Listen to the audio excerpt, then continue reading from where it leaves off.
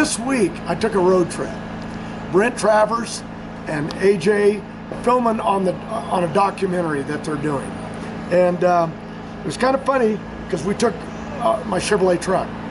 And I was being stubborn. I wanted to drive the whole trip. We took off from LA on Monday morning. I drove 10, 11 hours with a few stops along the way to the Golden Gate Bridge. Drove into the night till like midnight, 1 in the morning, and stopped in a little town called Ukiah. And we stayed in a hotel there.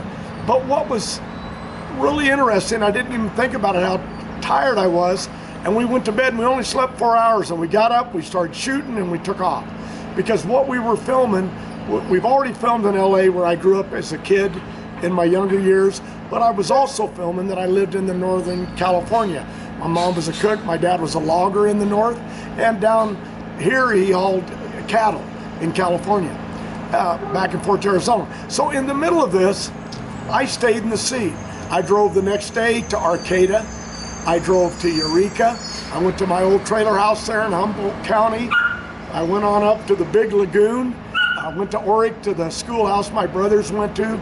Then I got all the way to Arcata, where 299 goes over the mountain toward Redding. And that's how I would go back to Lake Tahoe. But we went on further. We went all the way up to Klamath, the Klamath River where I lived as a kid. Went all the way up to the Trees of Mystery where my mom and dad lived, and she cooked there at the Trees of Mystery. When they came out with the first microwave that they ever had in that restaurant, I was one of the first to see that. Then we went down into the valley of Redwood Creek, where I grew up, the little red schoolhouse, where I got my Bible when I was, in 1957 is what my dad wrote in the Bible when it was given to me in the church there. But basically, it's gone. There's just nothing there anymore. The little red schoolhouse there in Redwood Creek, now it's blue, it used to be red. And the mill is gone, which amazed me. I went up there about 10, 15 years ago. You could still see the mill, the trees, it's like it's gone. And my guy, AJ, said, you've driven off and on for 3 days, about a total of 37 to 40 hours.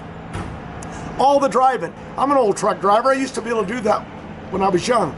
But what was important to me is I remember the seats are always comfortable in a Chevrolet, okay? But I remember driving the car and just access to everything on the dash. I made this road trip at my age, and it beat me up pretty good. But it was the truck that gave me the comfort. The way I sat in it, the way I visualized out of it, the traveling, eating in different little coffee places, place called Pepper in Blue Lake, out nowhere. But the point was, I survived that trip because of this truck. And that kind of hit me. I remember going down the road in the middle of the night, 2 in the morning, pitch dark, and high beams coming on where I could see a car coming around a dark curve, out. And I ain't talking about big modern freeways. I'm talking about roads in the middle of nowhere, winding and winding and winding. This truck made all that possible. And then I got it home. I didn't even give it a bath, but I'm going to. But pretty exciting trip, and I'm going to be taking more of them.